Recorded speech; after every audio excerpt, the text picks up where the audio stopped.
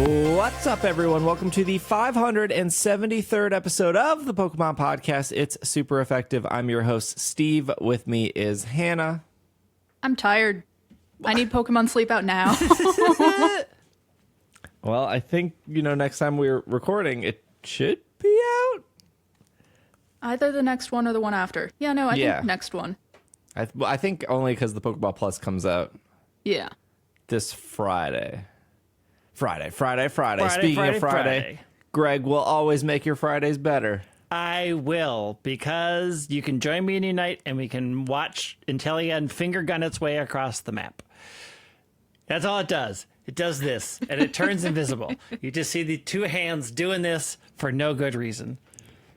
Isn't the good reason defeating other Pokemon?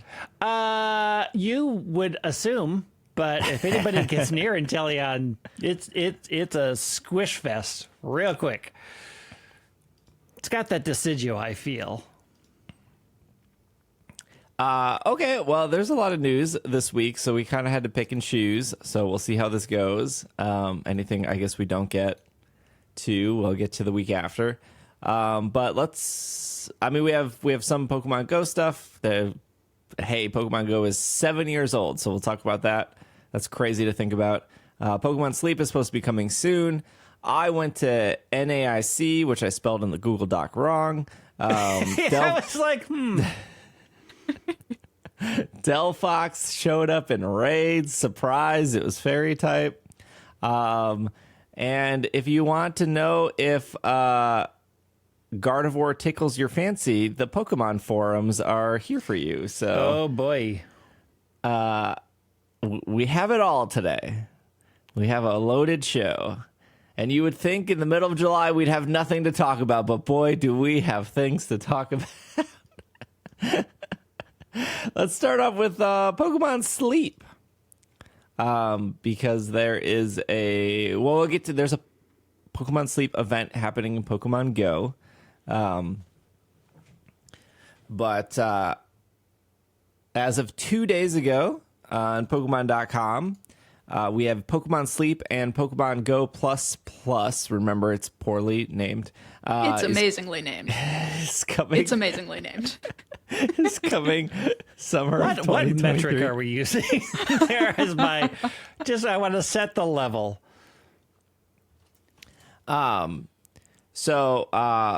Full disclosure here before I forget, there have been at least 2 Pokemon Sleep previews. There was one in London, which I think some people saw Mr. Joe Sarumi, who is apparently the only British person ever to attend Pokemon events. There were other people, but most people look at Joe. And I believe there was one in LA. The Pokemon Company did invite me to a sleepover, which I will be getting on a plane tomorrow to do. Or as if you're listening to this, I'm probably already on the plane. So I will be also trying Pokemon Sleep in New York. So there's just your full disclosure. They paid for my flight and hotel for one night of whatever this is. I don't know what to expect. Also, with the amount of strikes happening in the airlines, maybe I'll just miss the whole event. Who knows? 2 things I'm going to suggest. 1, lock your doors. Check your kidneys before you go to sleep, because this could be harvesting season. You never know. It is New York. It is New York. They know you're all coming. They know you're going to be asleep at a specific time. Just watch your back is all I'm saying. I feel like there's a Pokemon that leans into this, but I can't think of the one. So I don't know. I'll let you guys know, I guess, when I get back, or maybe I don't go, because again, last time I took some flights to Ohio, there was a lot of people needed to change their flights last minute. So who knows? There's a lot going on. This is off Pokemon.com, though. You'll soon be able to rest your very best now that pre-registration has begun for Pokemon Sleep on Google Play. Pre-registration to be notified once the app goes live in late July. They're saying late July. I don't know what they... Look, we know that spring, early summer, fall, winter, none of this actually matters because, they don't know what that means. when they say like, oh, the DLC is coming in fall and then the other DLC is coming in winter, who knows what calendar they're looking at for any of that stuff. Janine knows. And when it's purely digital, they have a lot more flexibility. Because if they're saying winter of 2023 for the second DLC of Scarlet and Violet, that is like a 12-day window. That is a 12-day window. It is. And it's significantly less if you're going to assume they're not putting it out on Christmas. They might. It could be a gift to us all. That's true. That's true. Your Pokemon Sleep adventure will take place on a cluster of small islands. You work with a large lovable Snorlax and how do we say this name? Neroli? Yeah. A professor studying the sleep habits of your Pokemon to carry out research and work to complete your sleep style decks. You see, Pokemon will have sleep styles filled with personality and charm, and beyond being adorable, these sleep styles will also provide a glimpse into Pokemon behaviors. Start every morning by seeing which Pokemon are sleeping in which styles. And here they're explaining how the, I'm going to air quote, game works. To play Pokemon Sleep, you'll start off by tracking your sleep at night before studying your sleep styles of Pokemon that have gathered the next morning. Then, during the day, you'll be able to raise a Snorlax. Snorlax will grow bigger as you sleep more, which in turn will attract more Pokemon to your island, allowing you to discover more sleep styles. They have nighttime, morning, daytime. You can register another player as a friend. You'll be able to share your sleep duration and sleep type with them. Finally, I will know how Greg sleeps. I know how Greg sleeps. You know how I sleep. I have slept next to you multiple times. I watched this man slam a G Fuel at PAX West and then proceed to go to sleep 5 minutes after as I watched HGTV because I couldn't fall asleep because I had G Fuel 10 hours earlier in the day. You literally said you shouldn't drink that before bed. And I said, why? You're like, well, the caffeine will keep you up. And I literally said, oh, yeah? Watch me. And I chugged it and promptly fell asleep in 5 minutes. The science says it does change the quality of your sleep, though, even if you can go to sleep with caffeine. Look, I mean, I believe that. I have never had an issue sleeping. I will never have an issue sleeping. Although I have moved into the late age stage where I would now wake up at around 4 because my body's like, you probably need to go to the bathroom. And then I will get up, some of the bathroom, and come back and go back to sleep. So that is my new sleep schedule. Around 4 a.m., my body's like, all right, hey, is Pokemon Sleep going to know that you're taking pee breaks? Here's the thing: is they going to know that my dogs are walking around all the time? Because literally, all they do all night is get in and out of from underneath my blankets. That's it. Yeah, so that's going to mess up figure the out tracking. where it's supposed to go. Because literally, Goblin, literally next to my head, does this all night: up, under, up, under. These kind of apps are the best when you are the only being in your bed. Yeah. Well, And get they've wrecked. made There's it very 4 of clear us. that this is supposed to be on your bed, face down, screen on. And that movement tracking is one of its primary ways of determining how good your sleep is. You could have one of those like fancy beds. You ever see the commercial where like they put like a wine glass on the bed and then they jump up and down and then the wine doesn't spill? Like what if you I've seen those, but you know, I have a Casper. Didn't they just file for bankruptcy? I don't know. I think they did. Anyways, bankruptcy cast. To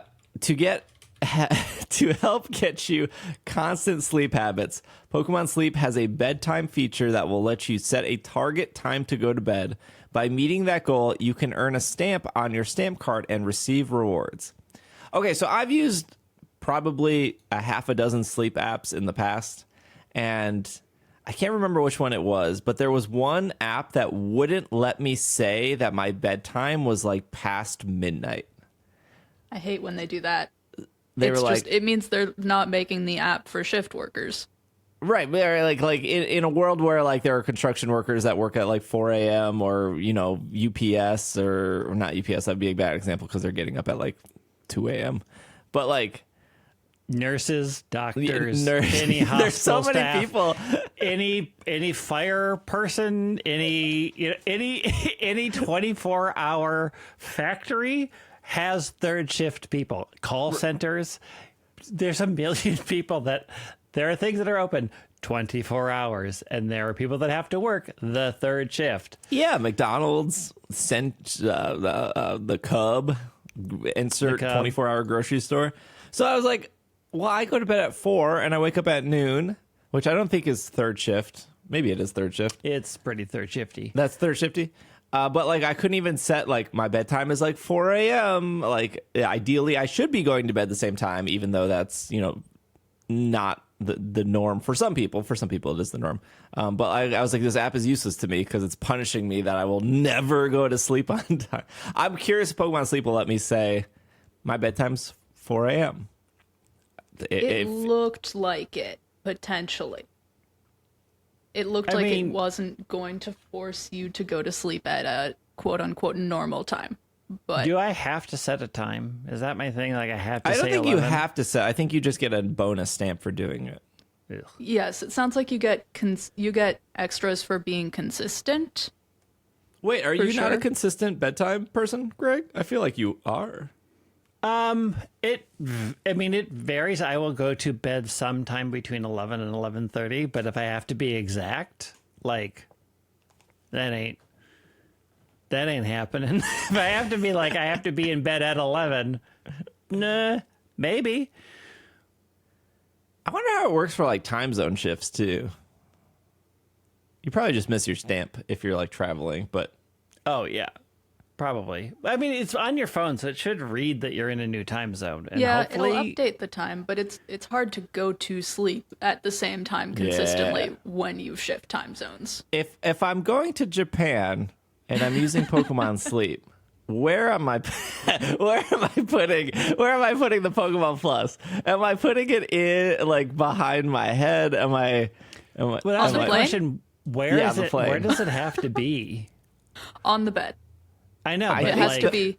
It has to be on the soft surface. They said near your pillow. They didn't say under your pillow. Oh, okay. I believe in the commercial they did not put it under their pillow. They put it next to their pillow. Yeah. But there's a lot of sleep trackers that you do put under your pillow. Yeah. Speaking of the Pokeball Go Plus Plus, the Pokeball Go Plus Plus device allows you to track your sleep with the press of a button. After pairing your Go Plus Plus to your sleep app, it can be placed by your pillow to measure your sleep throughout the night. Not only that, but there's also a nightcap wearing Pikachu inside the Go Plus Plus that you can meet in Pokemon Sleep. Although you can normally build teams of 5 helpers from among the Pokemon you've met in Sleep, this level of Pikachu will fill in as the 6th team member. Pay to heck win, yeah. pay to win, pay to win. If this Pay was to a competitive win, VGC, baby. Greg would have 5 Pokemon, I would have 6. Clearly, I would win the battle. Did you? Excuse me, I bought this dumb device. Unless Which unless they you're should have talking about... named. They really should have named it Double Plus Good and really just leaned in. Unless you're talking about the anime episode where Ash is battling the Beyblade Kid, and the Beyblade Kid forgets that he's supposed to bring a 6th Pokemon, and then he doesn't, and then his Riolu evolves into Lucario, and he just crushes Ash, and Ash gets eliminated from the tournament. I can't remember what that kid's name is, but what a battle. Pikachu will let out a cry from the Go Plus Plus device to let you know when the wake up time and bedtime chosen has arrived. It will even sing you a lullaby when you begin tracking your sleep. The longer you track your sleep using the Go Plus Plus, the friendlier the nightcap wearing Pikachu will become towards you. As it does, it'll collect more berries and wake you up with different cries. What have they shown microtransactions yet? Is it berries? They have. I feel like they missed a lullaby Jigglypuff connection here. Hardcore. No. I think Jigglypuff is when you don't sleep well.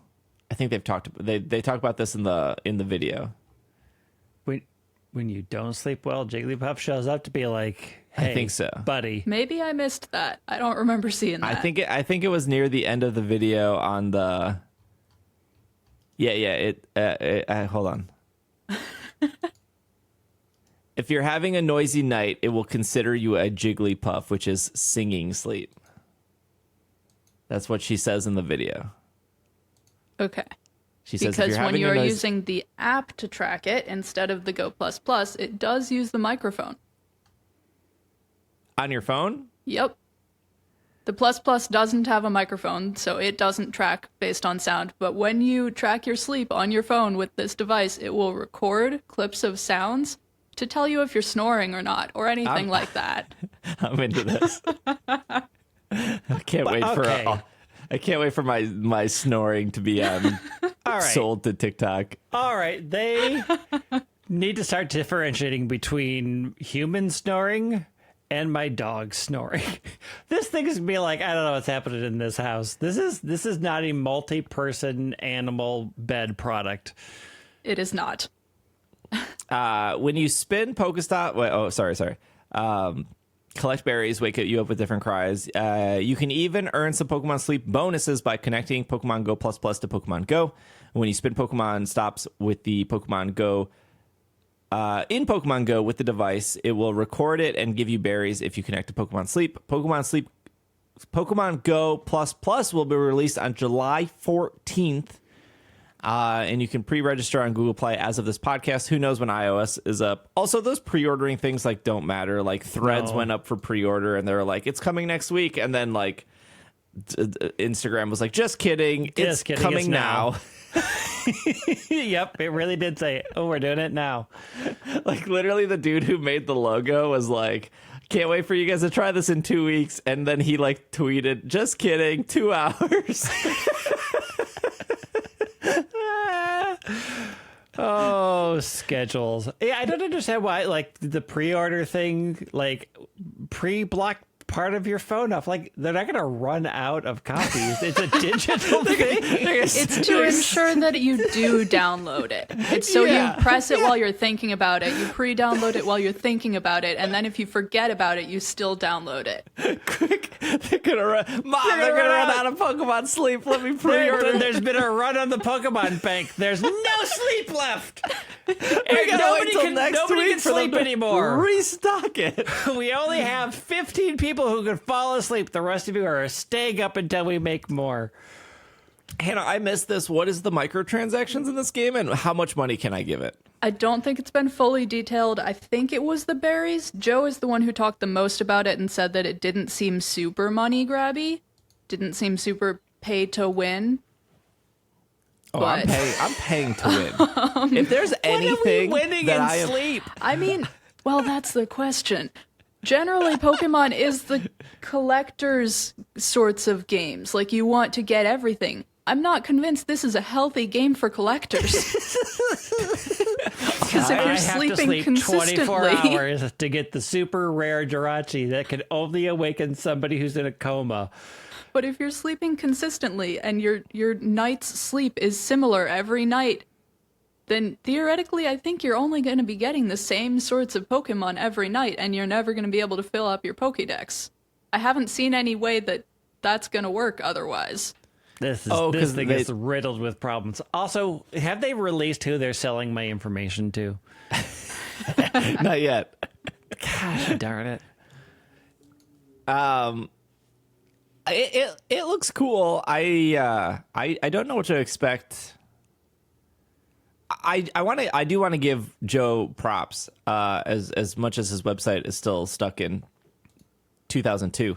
I think he did do probably one of the best jobs. I think him and IGN probably did the best jobs outlining it. They invited other content creators, and no shade to them, but posting a picture that you played Pokemon Sleep and thank you for the invite. Isn't the whole concept gives no information to the rest of us? Yeah. You couldn't the whole point of inviting other people is to like get their take on the app, and like somebody might be like, oh, I'm super how did you sleep? Like what happened? That's the whole point. They invited you to sleep. Like, did you get a Jigglypuff? Did you get like a Machop? Did you get a did it record 6 hours? Did you wake up and pee? Did you wake up and I need to know if you went to the bathroom and what happened to the like maybe the NDA was like, oh, you can't talk about that, but Joe talked about a lot. I'm sure they all signed the So this is the real thing. This is the real test of friendship. Who are you going to share your sleep data with? Because some of you do not get access to that. I'm going to tell you that right now. You are not seeing how I sleep. New Patreon reward. Subscribe at the $5 level, and I will tell you how I sleep. Steve's at the $5 level. I'm at the $20 level. I do feel like I should have some sort of accountability partner, because that can be useful to get me to sleep more, but I don't know. I have 2 accountability partners. They are my dogs, and if we stay up too late, Goblin gets so mad. He will sit in the middle of the living room and just look at Brent and I and go, ugh, ugh. And we're like, buddy, we're not tired. And like, I don't want to go lay up in the bed and not be tired up in the bed. And he'll just sit there and stare until we're like, fine, we are going to bed. Is the microphone going to pick up that my cat meows for like 3 hours straight before he's ready to go to sleep? Yep. Yep, this is they're gonna sell this to Big Pet. They're gonna sell this to Big Marriage. They're gonna sell it. I'm okay with them sharing the data with Chewy. I think Chewy is a very respectable company. No, they didn't hire me, so they are on my list. Oh, they're on the bad list. They're on the bad list. Archer needs to bring every single toy from the downstairs upstairs, and he meows the entire time a toy is in his mouth. And then he needs to proceed to bring it into the bed. So I wake up with just all these cat toys. That is amazing. Every morning. He's very proud of his toy collection. It looks. Look, I think seeing the screenshots now, it does actually look not shallow. Because they announced it and then they went silent for like 3 years.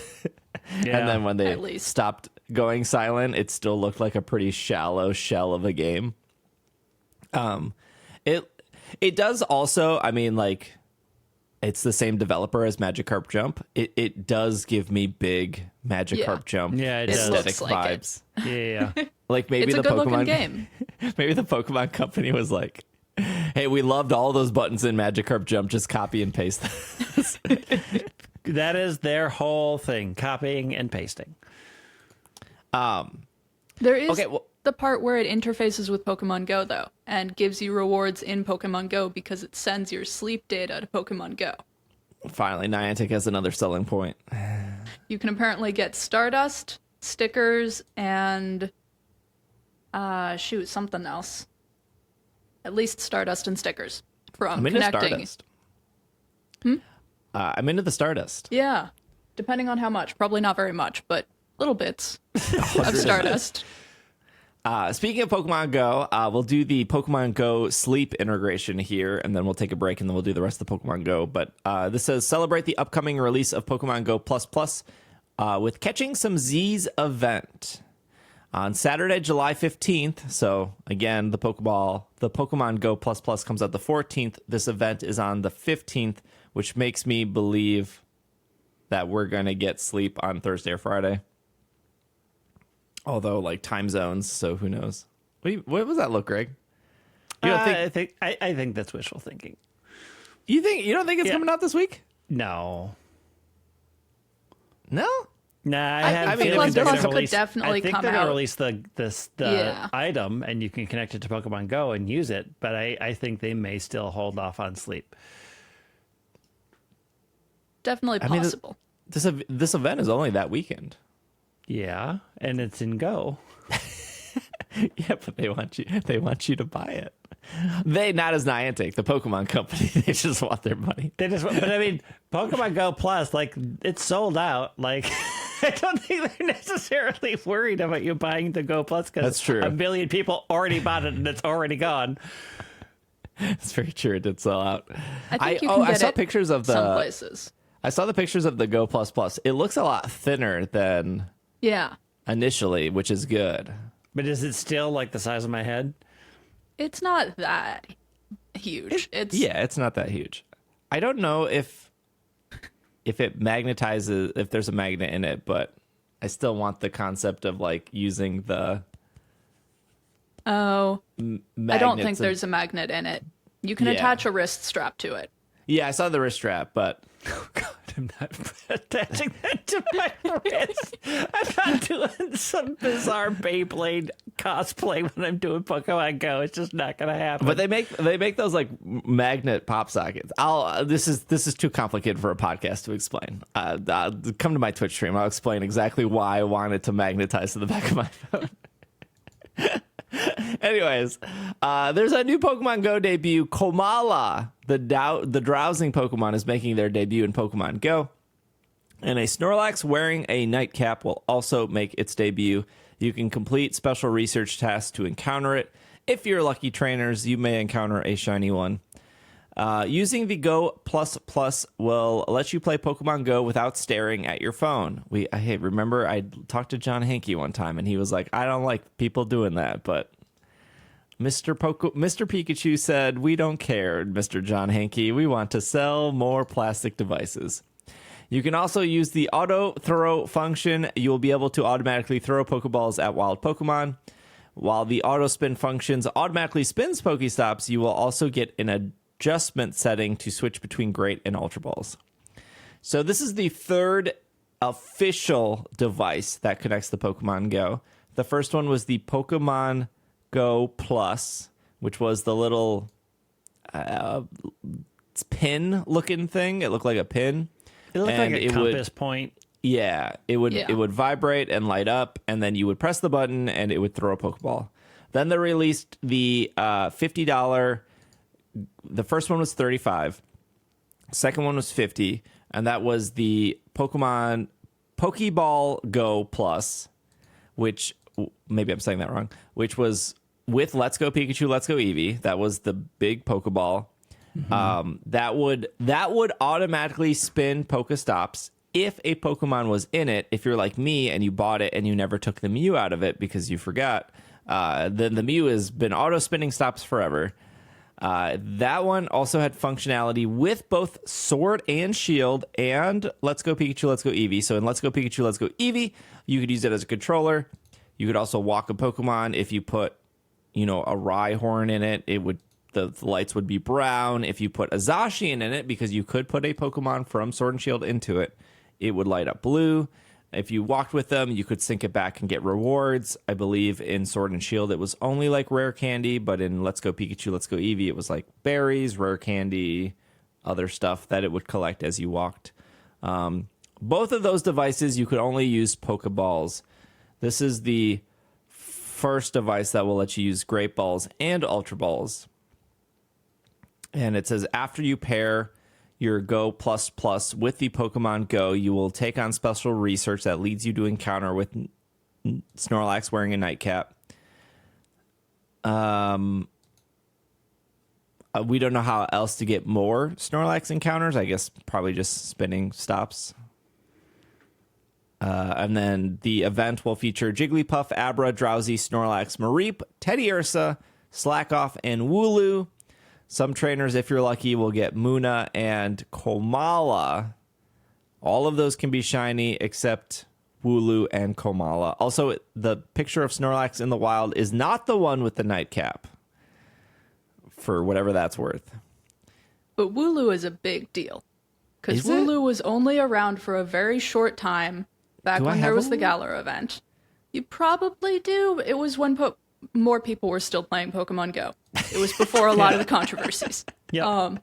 And so Wooloo was around for a short time, but a lot of people either transferred it because it was already in their decks, or just didn't keep them around for one reason or another because they weren't a very good Pokemon. But Then when a move update came, and I think it was Double Kick, I'm really bad at remembering move names, they updated Dubwool's moves, or Wooloo's moves, I think it was Dubwool, and it suddenly became great in PvP, but you could not get it anywhere. And so this event... a singular Dubwool. It's great in PvP. You have recently been able to get it as a reward in PvP, and people were super excited about that, but being able to actually catch it in the wild, this is the first time it's been around in a good long while. And I'm excited they're including it. I got Wooloo pajamas for Pokémon Sleep, and was sad when it wasn't the key Pokemon when they were going for Snorlax instead, so I'm glad that it's included in the Pokemon GO Sleep event. Wooloo makes more sense, but like if you need to reach as many people as possible, I've got to choose the Gen 1. Reggie Eliki is coming to 5-star raids because, sure. There will be new avatars for the game, including a Snorlax patterned nightcap, and then I swear there was already a Snorlax onesie, but maybe there wasn't in the game. There was like a Piplup onesie, I know. Yeah, there were Kanto starters and there were Sinnoh starters and a Zorua. So the Snorlax is new. And Pikachu. But this event is 2 days. 3 days? 2 days. July 15th, starting at 10 a.m. to Sunday, July 16th at 8 p.m. Very limited, actually, so... is Snorlax wearing a nightcap being shiny the new rare Pokemon in Pokemon Go? Find out next week. It feels kind of like the team leader Pokemon from the season of Heroes, where you could get one from the research and it had a potential to get shiny, but almost nobody was able to get that shiny. This feels kind of like that. Pay to win. How much is how much is this Pokeball Plus? I ordered like 3 of them. But we ordered them back in February. I don't remember how much this cost. I got an email from Best Buy this morning being like, just a reminder, you ordered this. I was like, okay, cool. I ordered it from somewhere. I no longer remember where. It is $55 on Amazon. What? I think it was the Nintendo store that I ordered it from. I don't know. I think some people ordered from Nintendo store, yeah. Nintendo store was the first place that had it, and then over the couple of weeks after that, after it sold out on the Nintendo store real quick, other stores started to stock it in for pre-order. I mean, if I get it, I get it. If I don't, I don't. Well, I ordered 3 because I wanted. Pretty sure extra. I ordered one. Pretty sure it's coming. I don't know. Also, I don't know when it's coming because notoriously these shipping is also bad. So I may have said it may be released on the 14th, and it could still be a couple of weeks before I actually get it in my hands. Which store do you think is going to start shipping it tomorrow? There was somebody on Reddit that got one early, and they were like, "Oh, it doesn't work with Pokemon Go yet because Pokemon Go never updated, so they can't really do anything with it." Mm-hmm. But they posted pictures of it. Looked nice. Yeah, that's where you were able to see kind of the size comparison. Yeah, but if you get it early, it doesn't really matter because the app isn't updated yet. I don't know I don't know what the NDA I have to sign when I get to New York is, but I promise you, listener, I will have to probably go to the bathroom in the middle of the night, and I will tell you what happens in your Pokemon Sleep, whatever. I will let you know, assuming my flight isn't canceled. All right, we'll take a quick break. And then when we come back, we got some other news to go through, so we will be right back. And we are back from our break. Happy 7th anniversary, Pokemon Go. To celebrate, we're going to lay off about 200 employees. Yeah, good job. And then recap what we did for the year. Before we get to the employee stuff, let's actually recap what they did in the last year. Made choices. They made choices. Okay, so they launched Team Rocket Shadow Raids. which are fine. I think the gem mechanic is cool. I think everything else is just you either like raids or you don't. But I do think like the gem mechanic is fine. Oh, I like it. You need more than one person. Yeah, but that's like the whole concept of raids is like getting people together. Now you have to have them to coordinate. They did the golden Pokestops and Gimme Ghoul coins, which I would say is positive. Yeah, though that was cool. It is exciting to see a golden lure. When I was in Ohio, I was like, "Oh, golden lure, we're moving, we're going to it." Nice. Yeah, gotta make sure those are stacked for Go Fest. They did a powerful primal reversions. That's just Mega Pokemon. I don't think that's not that exciting. Pokemon sizes XX small to XX large. Probably my favorite change. I know plenty of people that do not care about this at all, but I super like it. I think people are caring more now that they're not called contests. The non-contests, the showcases are out. They did the Vivian postcard thing, which out of all this list, I don't really care about, but I do think it's probably the coolest thing they did do. It was like pretty ambitious, and it was like an actual good way to use the postcard feature. It was super well received. Yeah, that's for sure.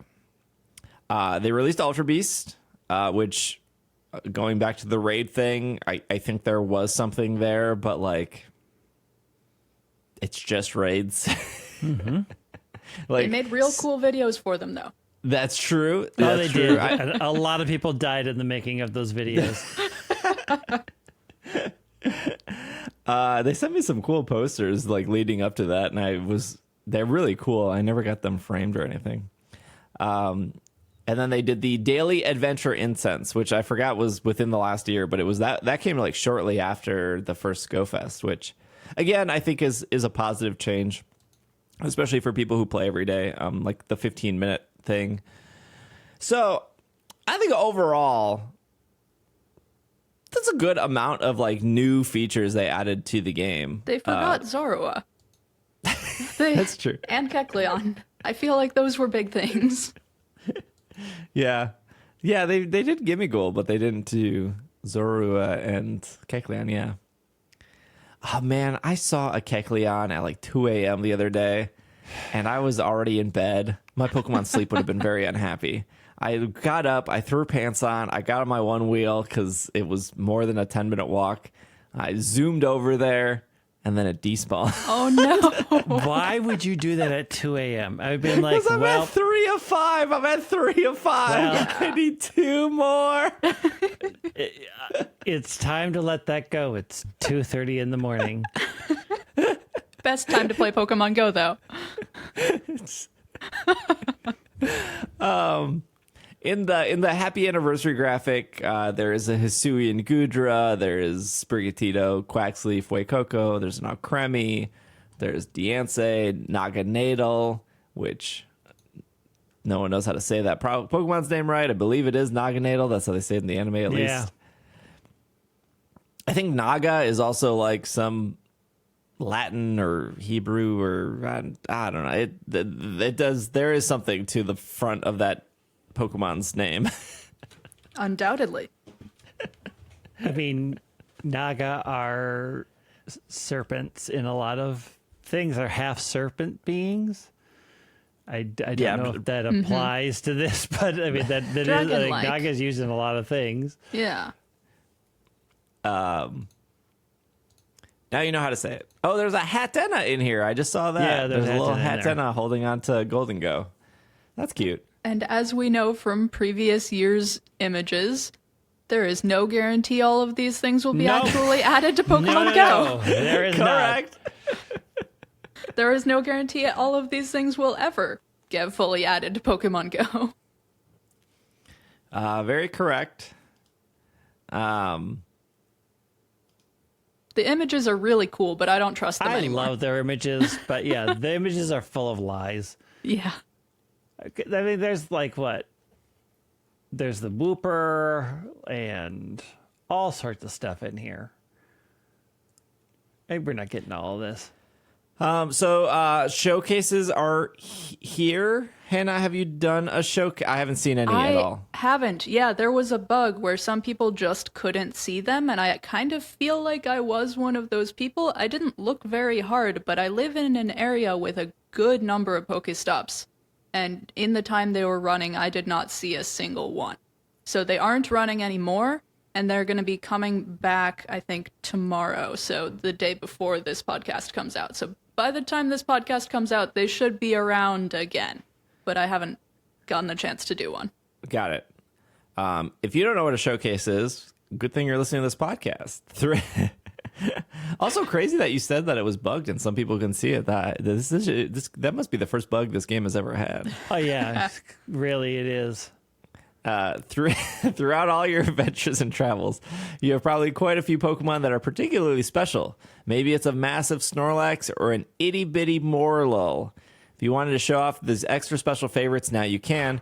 We're excited to announce Pokestop Showcases. This new type of competition, trainers will be able to enter Pokemon into showcases at select stops and have them compete against other trainers' Pokemon. Only a limited selection of Pokemon will be able to participate in a showcase. These eligible Pokemon are chosen from Pokemon's featured in the current Go event. So I think it was Squirtle when it first launched. Showcases will run for a short time. Once the showcase is over, trainers will get rewards on their Pokemon rank, and trainers will take home a number 1 spot medal. I don't know. Where's that medal going? Is it going on your Pokemon? I don't actually know. It doesn't say here. Pokestops hosting a showcase will have a unique icon above them. Prior to entering the Pokemon showcase, the icon above will be green. When you tap the Pokestop, you can then tap Showcase, enter a Pokemon. Once a Pokemon is entered the showcase, the icon will turn purple. You can only enter one Pokemon at a Pokestop that you are physically near. Showcases will take place at the same Pokestops throughout a season, so make sure to visit that Pokestop regularly. Entering a Pokemon on your showcase does not leave them at the Pokestop. Trainers will still be able to trade, transfer, change form, or evolve their Pokemon after entering them into a showcase. Each Pokemon showcase can support up to 50 Pokemon. An individual Pokemon can be entered into a show. An individual Pokemon can be only entered into a showcase one time. What is it judging? It's judging how big or small they are, basically. Compared to the others in the showcase? Yeah. Okay. So when you catch like an extra small, it'll be like it'll like have like a ruler. And so it'll be judging them based on their size or their weight. And in this case, it's just Squirtle. So biggest Squirtle wins, I think. So yeah, do we know that is it biggest or smallest, or is it just biggest? It depends on the showcase. So sometimes there's definitely going to be smallest Pokemon wins. I'm pretty certain of that. But in this case, for the Squirtle showcase for this event, it's the biggest Squirtle wins. You can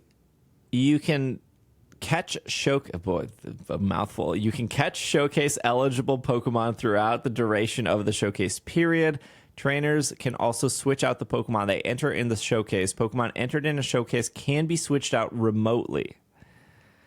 So if you found an even bigger Squirtle, is my understanding, you can remote switch that one in. Mm-hmm. You also, I was hearing, don't have to be particularly close to the Pokestop. You have to be able to see the Pokestop, but you don't have to be in range close enough to spin it to be able to enter the showcase. You can be farther away than that. It doesn't say here, but I also read that you can only be in 3 showcases at a time, which is good because the showcase caps at 50. So once it hits 50 people, you can no longer enter it.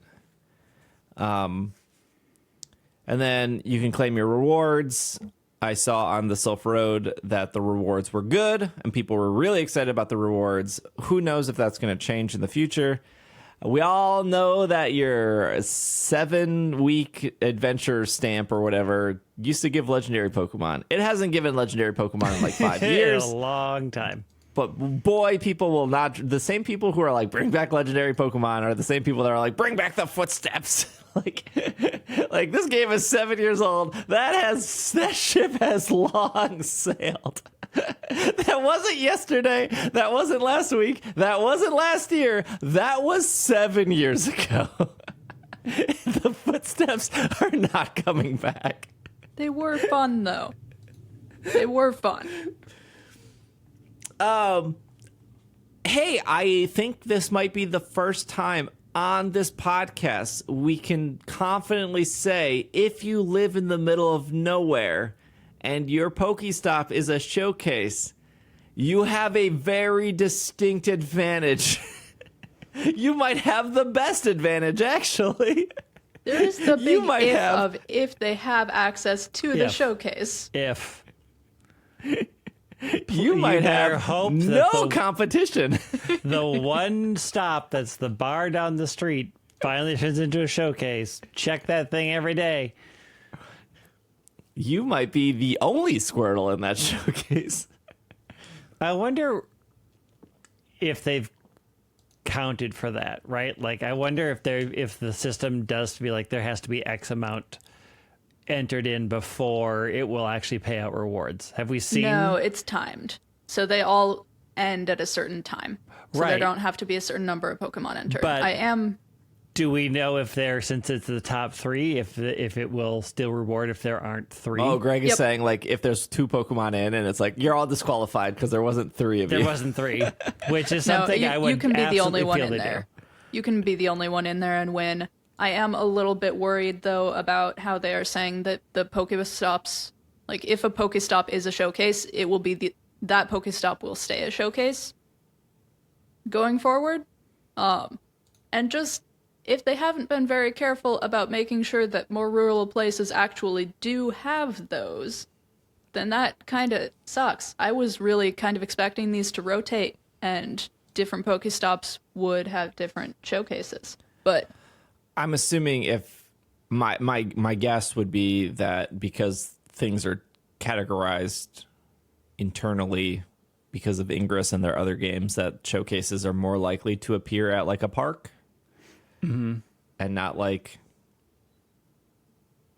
like a cemetery. I think cemeteries count as parks. Yeah. Yeah, I mean, kind of. I think this is really cool. I would have loved to have been able to experience it before they took it away, but it'll be back tomorrow. Yeah, it'll be back. So I'm excited. I'm excited to put my big or small Squirtle in whatever. Maybe tomorrow when it launches, it'll be the smallest Squirtle or something. I think it's medium cool. I'm excited to see how they may improve it, and I am trying to decide whether I want to start hoarding my biggest and smallest Pokemon in Pokemon Go just so that I can try and win every single showcase that ever happens.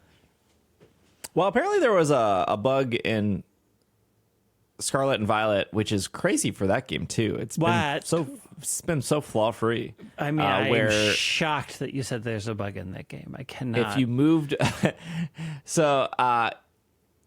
there was a bug where if you moved over an XXL or an XX small Pokemon from Pokemon Go, it wouldn't give you the ribbon or the mark or ribbon. I think it's a ribbon. It wouldn't give you the ribbon in Scarlet and Violet, but now that's fixed. So you could safely move. Like if you got like a extra small Ursaluna from Community Day, you could move it over and it should get the ribbon from the big and small lady. So that was fixed. I think with the last something updated. I don't know if that was a Pokemon Home. I think it was a Pokemon Home specific issue that would resize it, and then you could move it in. So that was a good minor change. I guess like the final bit of news here is Niantic let go of 200 plus employees. I don't know if there's a lot to say that hasn't already been said in the last week. It's super unfortunate that people lost their jobs, of course. the first time there was layoffs, which I think was like exactly like 2 years ago, there was one person I was working with on the Pokemon Go team that left. I think that was the only person. I actually don't know if that was layoff related or just timing related. But I mean, Niantic has multiple games, right? They had a lot of games. Yeah. So I don't know how many of those people were from the Pokemon Go team, but we know that some were. We know that some were because of Twitter. It was a hefty. 25% of their workforce is I think it was 30. Yeah, 30%.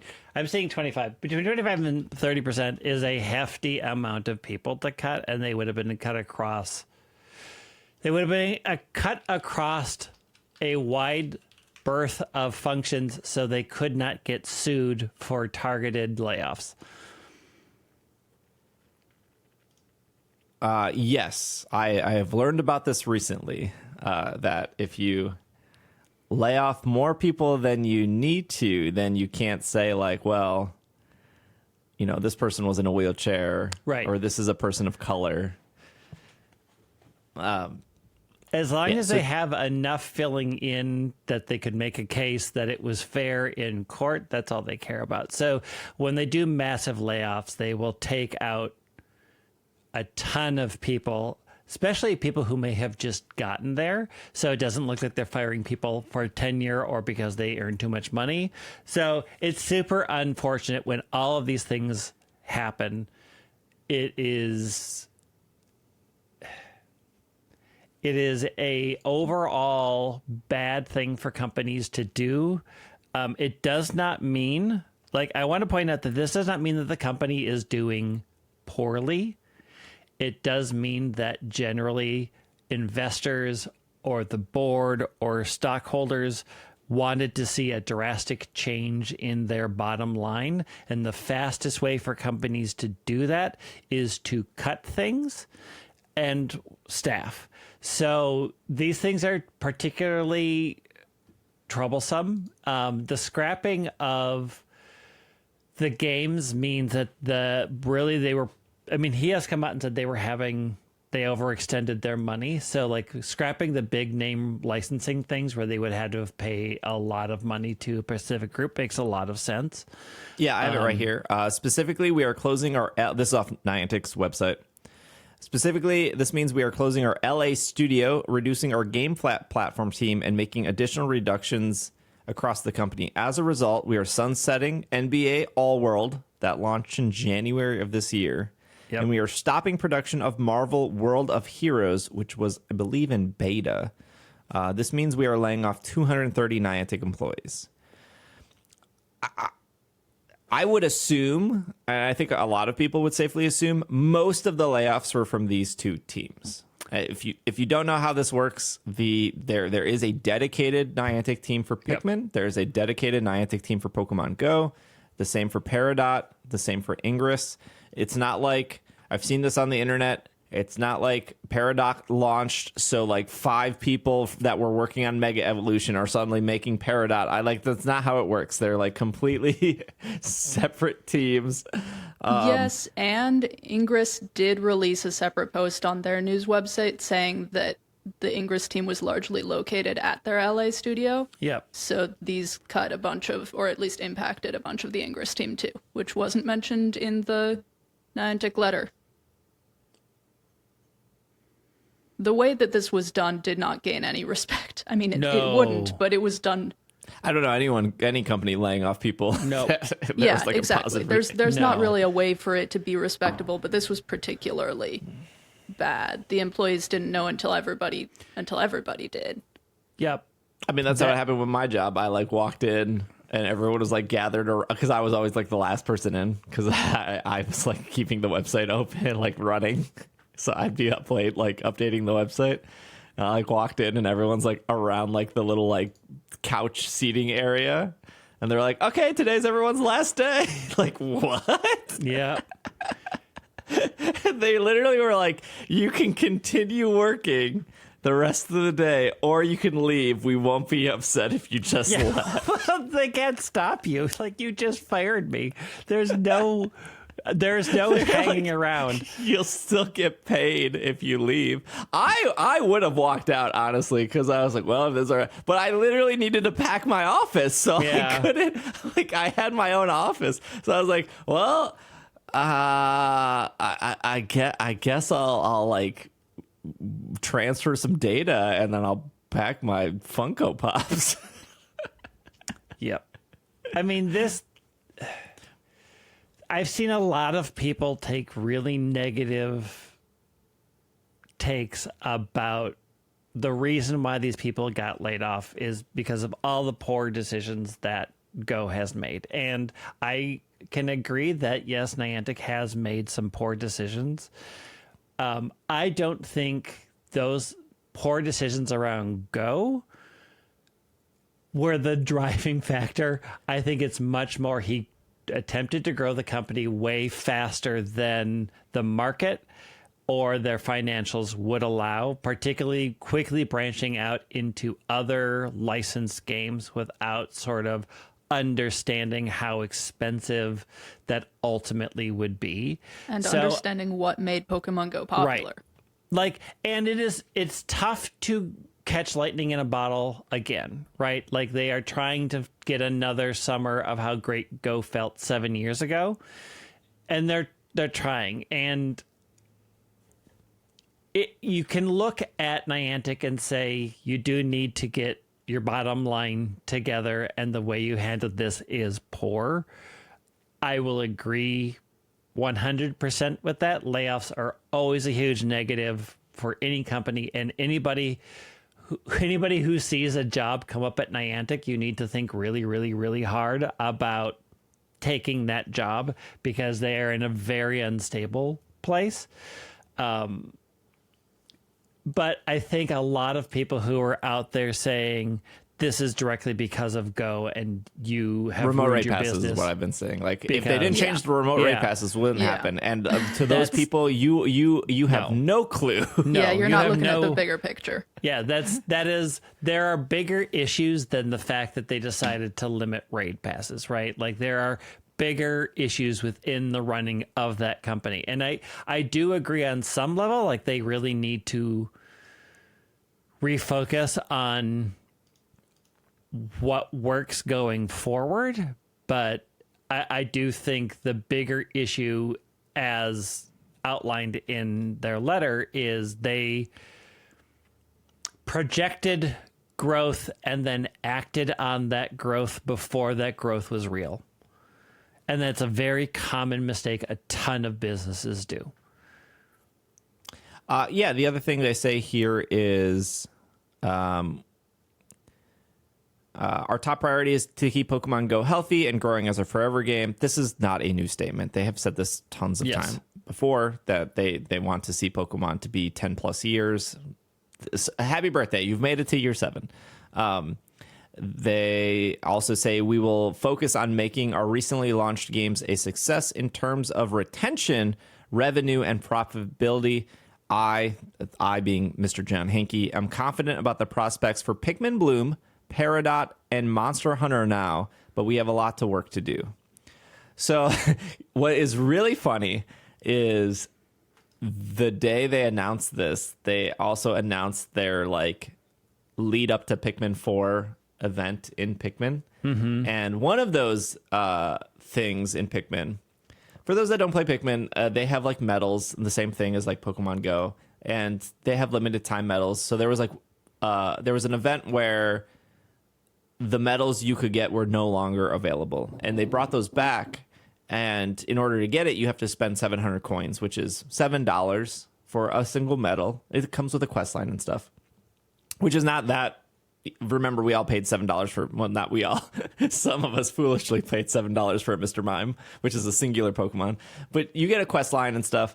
The difference, I think, in Pikmin is it's really easy to get coins. You can get 60 coins a day just by like walking. It's super easy. So honestly, like a week of playing Pikmin, you can get this medal for free, ultimately. Today I will be able to buy my free medal, by the way. But I almost gave Pikmin money I was like, oh, like it's a big celebration. Like there's more that they added than just like the medals, right? Like they added a bunch of other stuff, costumes and stuff. And I was gonna like, maybe I'll give like, I've only in the 2 years I've played Pikmin, I've given it $20. And I was like, maybe I'll give it $20 because I really, really like it. And Pikmin 4 is coming out, and that's like really cool. I'm really excited for Pikmin 4. And then this blog post came out, and they said like Pikmin Bloom is safe.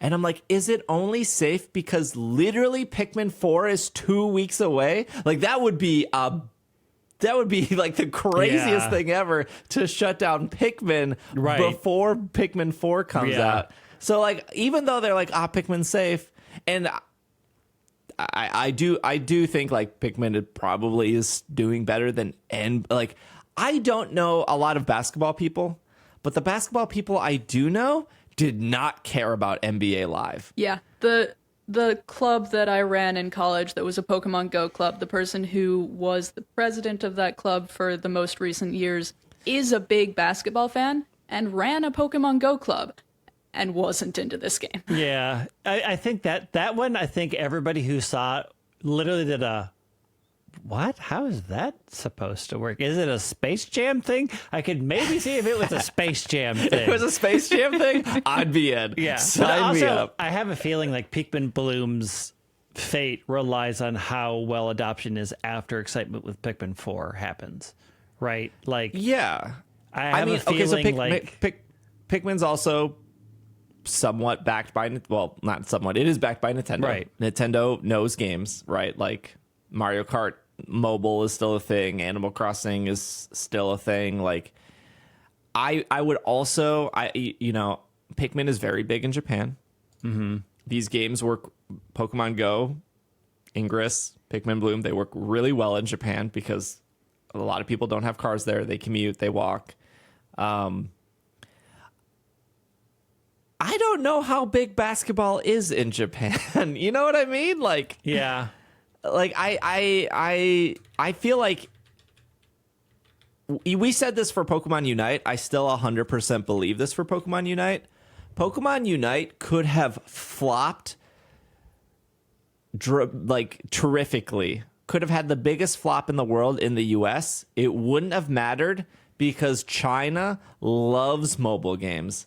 And specifically, they love MOBA games. And this is a MOBA mobile game. And like, Pokemon Unite could be dead in the water in the US, but still be a huge success in China or pretty much all of Asia. I think the same for Pikmin. Like, yeah. I think Pikmin Bloom could be terrible in the United States, but like Asia loves it. So I still haven't given Pikmin Bloom $20, but I almost did until I read this book. Yeah. Also, according to this one post I see on Japan, basketball is still very much an up-and-coming sport in Japan. I think baseball is very popular. Baseball is popular. Oh, yeah. Soccer, of course, because soccer is popular. Or everywhere football. but America. Hey, my nephews are soccer stars, so back off. They're getting scholarships based off of their soccer skills, so we're very happy about that. Now that you said the Ingress stuff earlier, Hannah, he says, I'm excited for Pikmin Bloom Parrot Out Monster Hunter. Why did he not? Why did Ingress he not wasn't mentioned in this blog post at all. Why didn't he mention Ingress? Which is wild, considering it was their original game and the way they started this company. If you look at a lot of things that they talk about, they never mention Ingress with the other stuff. Yeah. It's like they consider Ingress its own company almost. How weirdly they relegate Ingress to the side in its own communication. Like until it comes to layoffs. Yeah, it's very weird how they treat Ingress versus these other games. It's I don't want to say like they ignore them, but they are definitely like, oh, those try are to the keep Ingress, them separate. Those are the Ingress people, and these are the Go Pikmin people, which is such a weird, division that they make. Because he rarely talks about in any Pokemon Go stuff Ingress, which has arguably been out for way longer than this. Mm-hmm.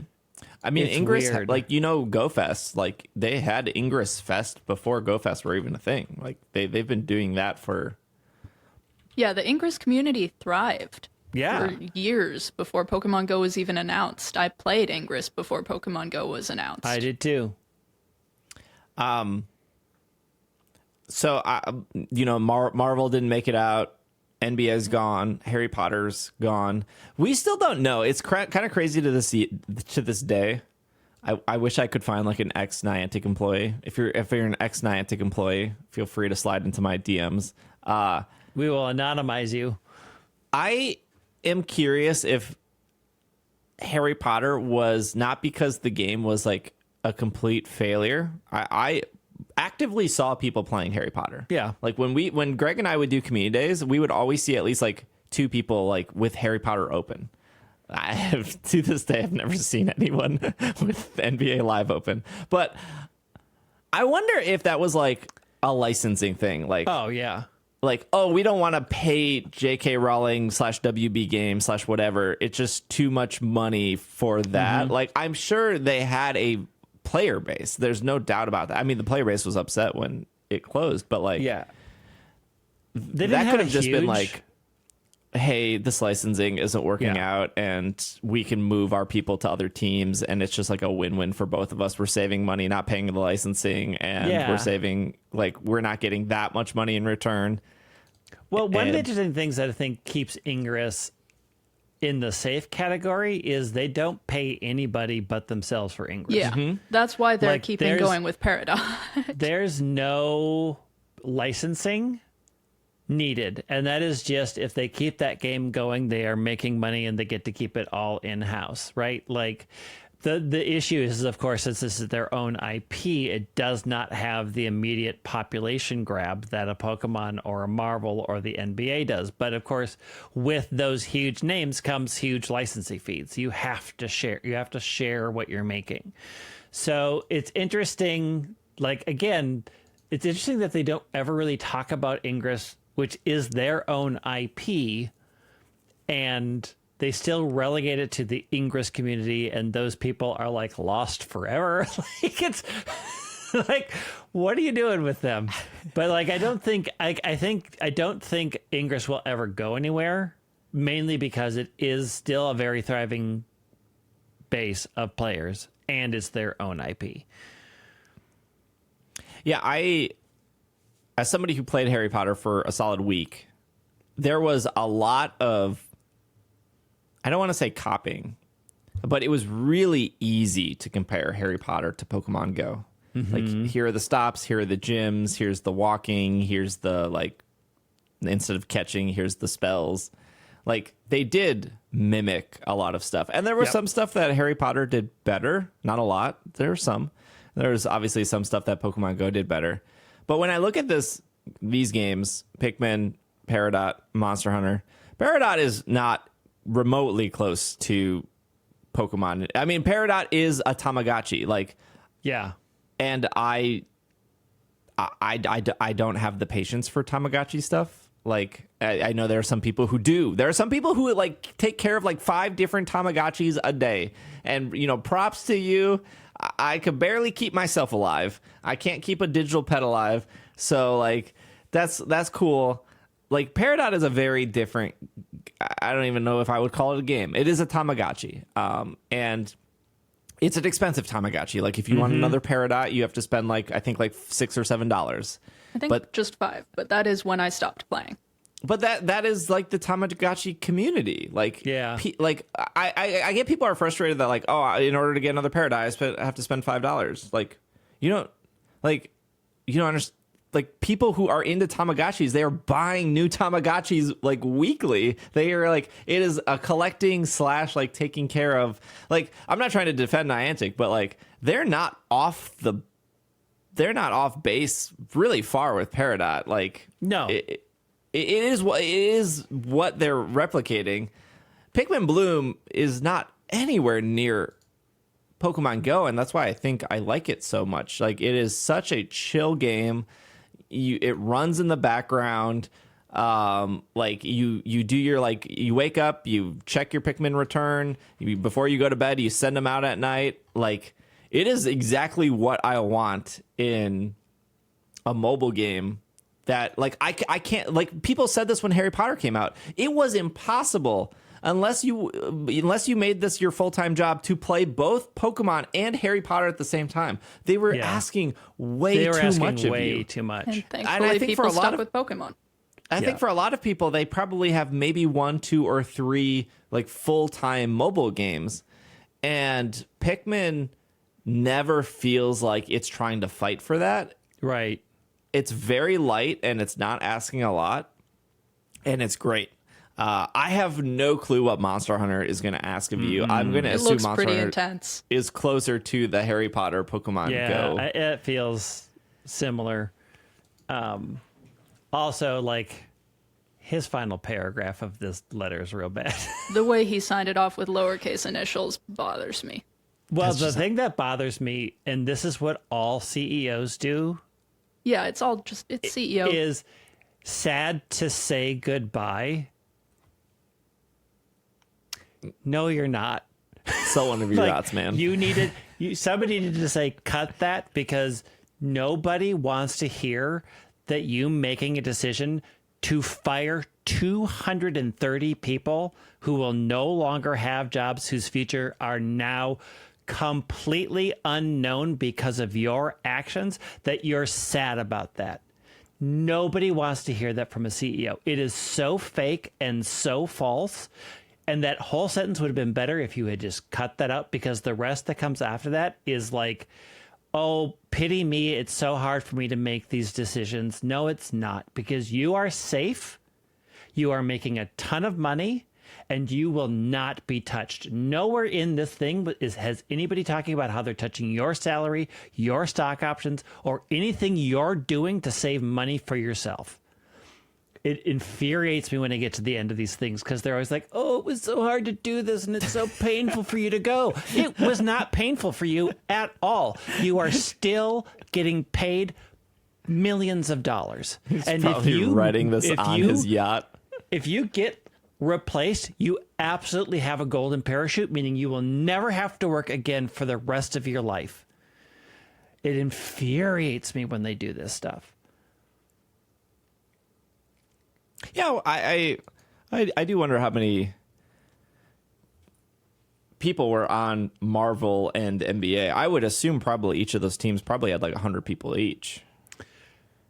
From like marketing, research, development, graphics. I mean, it's hard to say because we don't know the swath of overlap. Like, we don't know like how much of the sort of just getting your company to run positions got let go. So like HR and facilities management and administrative officers and managers. Like, we don't know what that breakdown is, and we won't ever know unless they come forward. But, you know, a lot of times when layoff happens, it is the people that cover multiple teams that are like, everybody has to report to you. Those people tend to get cut out, and then they just load a person with way more than they can handle. So it's really hard to say if they laid off entire teams and just said, you mean bye. If you saw community managers on Twitter and then you saw the ones that were left over and you saw the ones that were let go, and it's almost like the ones that are left over now have triple the work. Yeah. And they're expected to do triple the work for, and they were already underwater before pay. that. That's why there was more community managers. Yeah, it's... I could go on. Again, this is what happened at my job. Like, they when I had a 9-to-5 job, we had a team of multiple website people that went down to 2 website people that just went down to me. And they were like, Steve, we want you to launch a whole rewards program before Black Friday. Okay. How? Like, just you want me to also do the 8 other things, and now you want me to there's just me, by the way. Right. They're like, well, make it look like Amazon's. Oh, you mean the company that has like 7 million people working on their website? Right. It is There's I'm a glad lot. you believe in me. Yeah. Because I don't. Well, the idea is that you're left and you're so invested in this company that, of course, you will kill yourself to make this company succeed because we're your job. And it's like, I just saw you not care about 230 people. Do you think I'm really going to break my neck for you when you will jettison us when it becomes inconvenient to keep us? Like, there's this, again, I've been talking to Brent about this a lot. Like, we have seen so many examples lately of CEO brain that it is maddening. Like, these CEOs think they're the smartest, brightest people in the room and that they are untouchable. And the reason why they make so much money is because they're the best. It's like, no, you were just the most ruthless and probably the least ethical person in the room. That's how you got there. Yeah. Okay, well, let's take one more break. And then when we get back, we'll talk about Delphox, the Pokemon forums, NAIC, North America. Yeah. North American Insurance Company. We will be right back. And we are back once again. Delphox with the Fairy type Terra has joined 7-star raid battles. Finally. Finally, we're here. And it didn't break. It didn't break. By the time you're listening to this, the first round will be over. It will reappear again on Thursday, July 13th through Sunday, July 16th.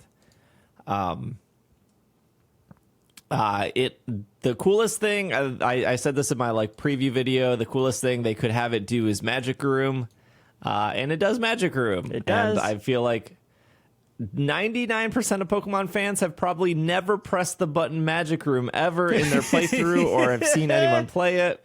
Unfortunately, it doesn't see competitive play either.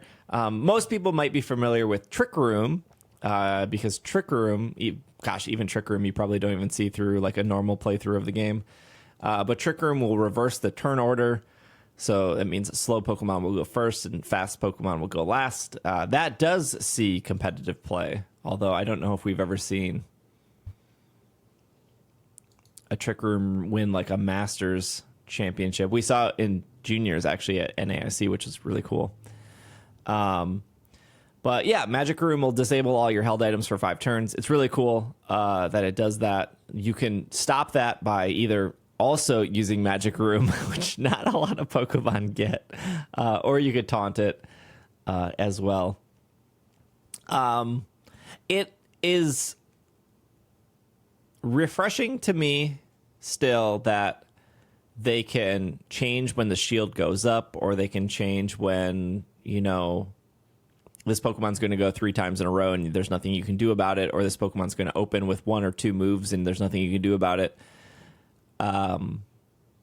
It is cool to me that they can still move that slider or that scale and still make each of these battles feel pretty unique versus every raid boss is going to do 2 things and then it's going to attack and then it's going to put up a shield and then it's going to reset stats. Every boss has been pretty unique, and whether or not you found it easy or hard, mileage will always vary depending on who you're playing with or what hey, you want this to be hard? Bring a level 63 Hoopa. I promise you it will be a very hard raid if you do that. I promise you will get one shot by Dazzling Gleam if you do that. But yeah, I don't know. Greg, you did yours? Yep. I did what I always do. Only randoms. Randoms. How many randoms did it take you? 3, I think. How many Iron Hands did you see? I only saw 1 Iron Hands. Did he promptly belly drum and then die? Yes. Did belly drum, which I did heal, but then just did Rain Punch. And I'm like, you do understand that it's fairy. right? No, people don't understand. Don't understand We've that. learned this. Yes. I have never been so validated in the last 12 years of doing this podcast than to hear people time and time again be like, Pokemon is a children's game. It's made for kids, and then watch grown adults not understand type weakness and resistance. It is it's both mind-boggling and validating that to watch a 30-year-old person bring a dark type Pokemon to a fairy raid and be like, I don't understand why this didn't work. Oh, I do. Oh, I do. I very understand why. So I only played on Thursday.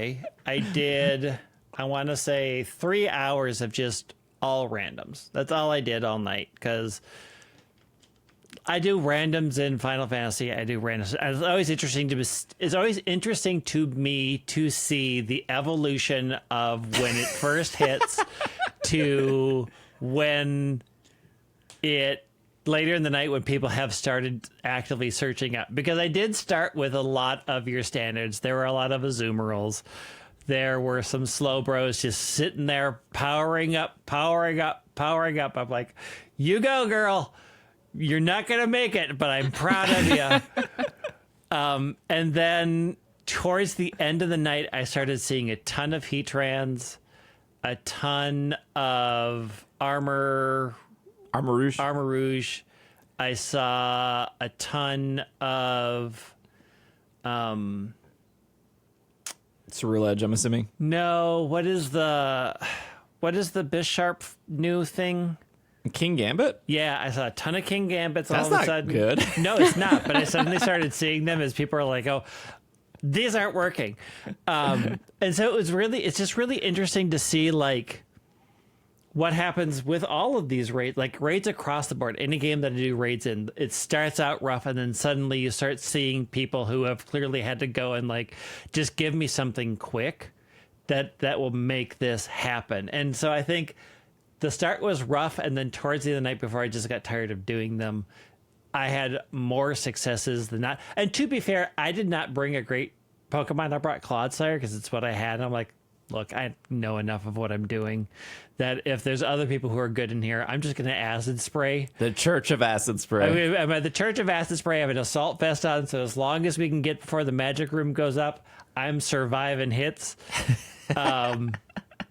And I'm just helping people out. And but some people did get, like, I think I had one Slowbro that understood what I was doing and started firing their star power. Those moments fast. feel good.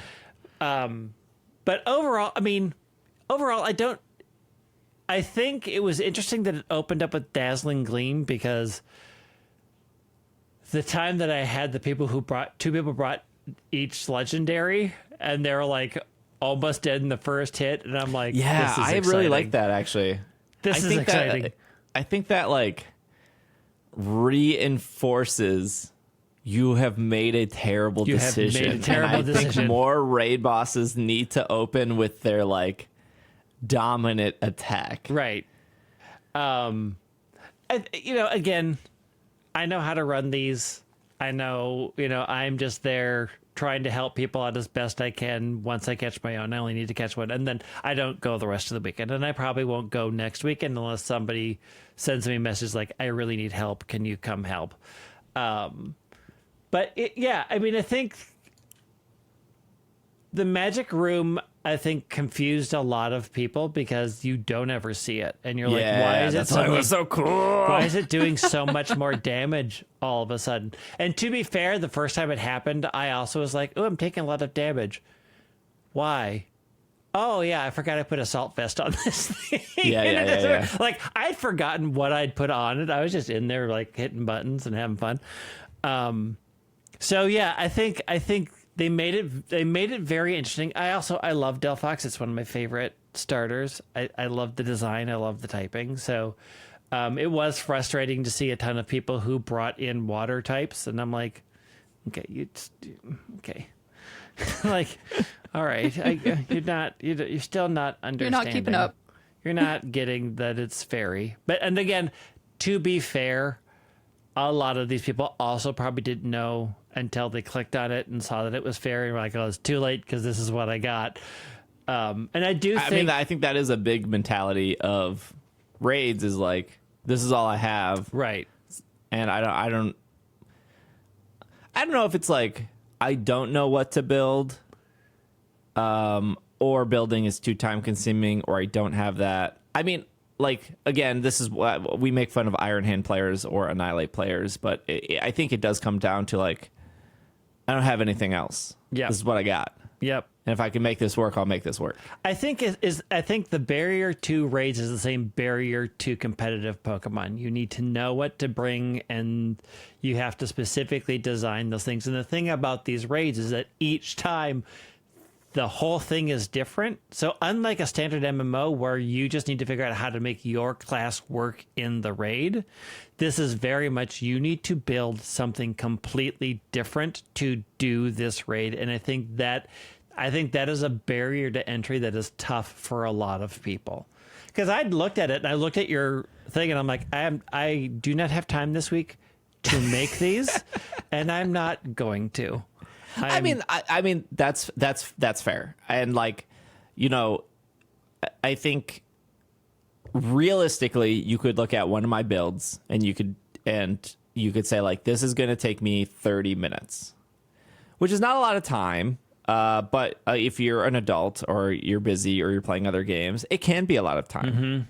Like I probably spent 30 minutes just moving a Goodra back and forth just because I wanted a silly ribbon on it before I started like training it. Yeah, it can take a whole lot longer if you're not used to it, or if you're doing it in specific ways. Obviously, it could realistically it could take you 10 minutes to do it if you had vitamins, right? Like if you have like vitamins and bottle caps, you can be done in 10 minutes. If you don't, I'm being generous. Like it'd probably take you like 30 minutes to an hour if you don't have that kind of stuff. Maybe you're in Violet and you don't have a stun tank, like right? Like you'd have to find somebody to trade. Like there are barriers. I personally do think it's fun to build a new Pokemon every raid. I absolutely love it. There's 400 plus Pokemon in the game. It's cool that like I finally get to use an Appleton. I finally get to use Misdreavus. No one's using Misdreavus. I finally get to use Sandy. Like it is cool to be able to build a Pokemon. And it is also cool to hear that reaction from like people in Slack or Discord or the Twitch streams, right? Of like, I've never built a competitive Pokemon in 15 years. Or not, like, yeah, I would say competitive. I've never had to IV train. I've never had to EV train. And it's like, now that I know how to do it, it's exciting when a new raid comes because like I know how to do it now, and like I can prep another. Like, I think that's a good loop that they have introduced in Pokemon, because you know, prior to VGC or maybe like some like Battle Frontier or something, right? Or like Battle Tree and Sun and Moon, like that's still battle focus of like, okay, I still have to learn competitive. And so it's easy to skip that. And that's cool if you're not into that. It's totally cool if you're not into that. But if you want to do a co-op thing with people, you do have to, you know, learn IVs and EVs and natures and strategy, right? Like, like we had an Arceus in our raid, and they call mind and they call mind and they call mind, and I'm using acid spray, right? And I'm like, okay, it's -6 now, 3 turns, 3 acid sprays, like just attack. We know Delphox is going to reset your stats, and then they reset stats, and so the Arceus started call mining again. And they're in my chat. I know they're only here because they're watching me. I know they can hear me. And they eventually attacked at the end, and they just did a little bit of damage. And it's frustrating because it's almost. And I said this. It's like, okay, you watched probably some YouTube video that told you that, you know, while you're by yourself, you're gonna call mind, and then you're gonna do this, and it's gonna be fine. But you didn't learn anything. Like, you didn't learn what your teammates are doing. It's the same in MMOs and Final Fantasy and stuff, right? Like, and I think that's always what I've been trying to do with my like YouTube videos and stuff, is like teaching people that there's like a complexity layer here. And if you recognize patterns or you recognize what your teammates are doing, you can actually be so much more efficient than like, just tell me what to do. And that's If you just want to be told what to do, that is also completely valid. But now that people are understanding how to build Pokemon and what is good and what moves do what, once you start recognizing that in other players, you can see the complexity that you might not have understood just because of the story. Because when you're playing the story, you're never going to see Magic Room, and you're never going to be like, what does that move do? Right. But also, like, there is a level of you have to know and see, because I will say this, there are plenty of times where my game I could not see what anybody else was doing. I just sat there. I was unable to do things. Like, those bugs still exist. So I do think there is sort of a frustration still in the game that the game doesn't really explain how any of this works. You are still in this sort of weird nebulous area, and the game still doesn't work real great for you to be able to react a lot of times in particular real time. Like, I did sit there for like a minute where I'm like, I know things are happening around me, but I've stopped seeing messages. I can't do anything. And the time it takes me to go in and look at everything is time clicking down that, because I'm still getting attacked.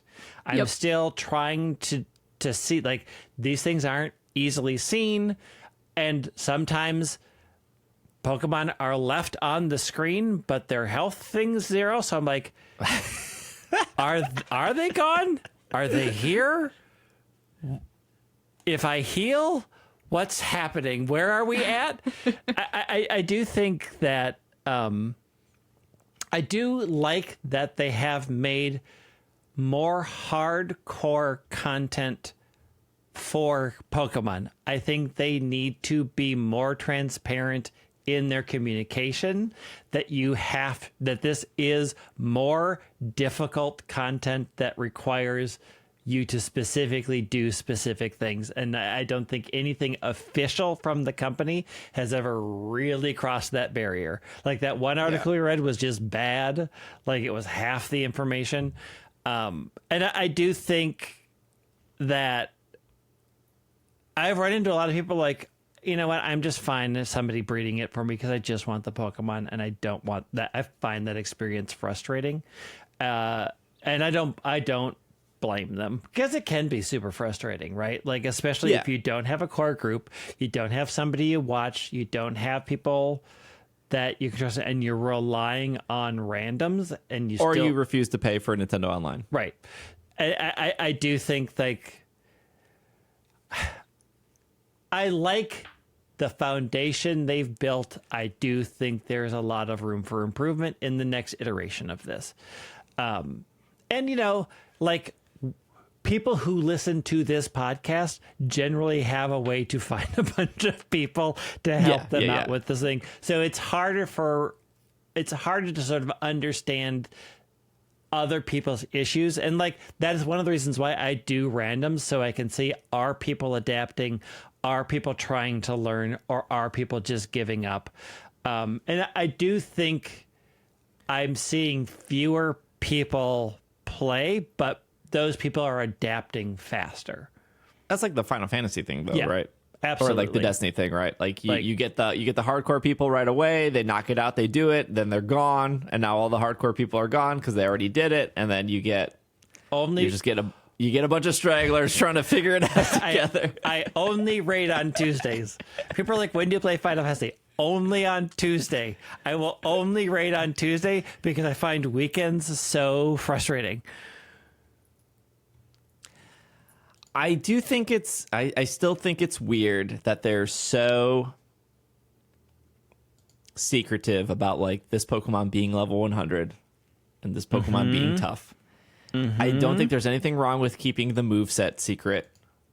I think that is fun to, like, discover what it is. And, you know, if you get something wrong, you're like, okay, let me just, you know, teach it this move or maybe switch the nature, which is much easier to do than any Pokemon game prior to it. But again, I will stand on this soapbox that I feel like 90% of the raids would not fail if you knew that the person is locking in like a level 64 Hoopa. Like, I would be like, 100, I would love to see it happen. 64, this is a waste of 10 minutes. Yeah. Like, no. Yeah. Well, Like, there's no way this could happen. What's wild is other games tell you have to be at this level to do And this content. Even in the rest of normal main series Pokemon games, as much as we want to talk about that term, or not talk about it, you can see the level of the Pokemon you're battling. You know that you're going to lose if you're going up against a 70-something with a 20-something. Yeah. It's weird. It's weird. I don't know why they don't. It is a weird choice. Like, just put it on there. It's like one thing. It's not a fun part of the puzzle. It's actively hurting every team. And it's not even a puzzle anymore, right? Like Once you're in the raid, you can check, but you can't. Like, I could, when I join the raid and then I see somebody get knocked out instantly, my first thought is, I bet they're not level 100. And then I have to wait for them to respawn and then click on them and be like, oh, yep, they're level 49. Like, now I cannot, you literally cannot win. Yeah, there's no saving it from there. No. Most of the time. It is. I always it's like in D&D when people are like, oh, you should never tell them what the 2-hit is, and I'm like, they're going to figure it out when I say a 16 misses, a 17 hits. It's 17. Like, this isn't a big part of the puzzle. Just tell us up front. You need to be 100. This is a 100 Pokemon. Like, we don't need to know the moves because that is the aspect of learning the puzzle. But again, when you've done it once, you know what it is. It's not this huge. It's like this bizarre, like, oh, we have to keep it a secret the entire time because they'll never figure it out. Within 2 minutes of its launched, infographics across every social media. It's got these moves. It does this in this order. Like, who are you fooling? It's weird. That being said, raids are still good, but man, they got a uphill thing to climb if they want more people to enjoy them. Mm-hmm. They're good. Past like people who listen to this podcast. I think people that listen to this podcast, I think there's a lot of them that don't enjoy them. Yeah. What's our next news? We're almost done here. Well, we'll save the forums for last. Hey, I went to NAIC, the North America International Championships. Well, full disclosure, Pokemon Company paid for my $11 ticket. So thanks for the 2 free booster packs and the $11 ticket. What does that $11 ticket get you? Just access to the venue. That's it. That's it. Nothing special there. They did have a Pokemon Center. And it was free to everyone. So you did not need a ticket. They did have appointments for the Pokemon Center. That was also not new. What happens is you go to the website, you book your time slot, you can book up to 4 people, and then when you walk up to the Pokemon Center, you show them your little QR code or phone screen, and then they let you in, and then you can shop. They sold out of reservations for the Pokemon Center, obviously. So you didn't need a reservation. You could wait in line. This, again, is not new. Every Pokemon Center has had this. But how they did it was really weird. And I guess is my complaint. Depending on who was working, and for the most part, most of these events are either volunteers or people they find off Craigslist to pay them like $18 an hour to stand there for 2 days. Some people would be like, nah, we're full, don't get in line. And then some people would be like, yeah, get in line. It'll be like a 2-hour wait. But how they would do it is they would, when somebody would walk, like, let's say me and Hannah would walk up for a reservation. I'd be like, we're here for 2:45. And they'd be like, 2 of you? And we'd be like, yeah. And then they would take 2 people from the line and they would be like, now there's 4 of you, go on in. Because every reservation was expected to have 4 people. Mm-hmm. So if Greg just went in and was like, I have a 3:00 reservation, they would be like, just 1 of you? And Greg would be like, yeah. And then they would be like, okay, 3 people from line, you're going in with this guy. Sounds like an amusement park ride. Yeah. Obviously, you didn't have to stick together, but it was like, that's how. There was 3 lines, by the way. There was the line to wait in. There was then the line that you got approved or you got pulled. And then once you got through the door into the Pokemon Center, there was another line because they were limiting how many people could like walk the floor. It was a nightmare. And the worst part isn't even the waiting in 3 different lines. The worst part is when you got in, nothing was in stock. Everything was sold out. For whatever reason, this has happened every single time. I know Pokemon employees listen to this podcast. Why is every day they're like no limit and then quickly the scalpers come in or whatever, or somebody's walking in, they're buying like 6 backpacks, and then they realize shortly after, oh, we should probably have a limit because now we literally have nothing to sell for day 2 or day 3 of the show. Like, it's every single time. I was showing off stuff I got in London on stream yesterday, and because Greg wanted a Roselia from London. Yeah, and you've held out on that. You didn't even tell me you had that pin. You've held out on me. I do have the pins. And I watched for a long time now. You've held out on me. So in London, it was Thursday, Friday, Saturday, Sunday for the Pokemon Center. There were very limited people that could get in on like Wednesday night. I got in. First thing I did is went to the Pokemon Center. I had like a VIP pass. I skipped the line. I'm sorry. Just being honest with you guys. I VIP skipped the line, right? Already things were sold out. First day of London Worlds, there were no pins. Well, Greg saw the pins yesterday. Those were gone. There was a huge pile of Roselia plushes. I grabbed one. I watched some guy grab like both hands in, whole scoop of Roselia plushes, and then walk to the register.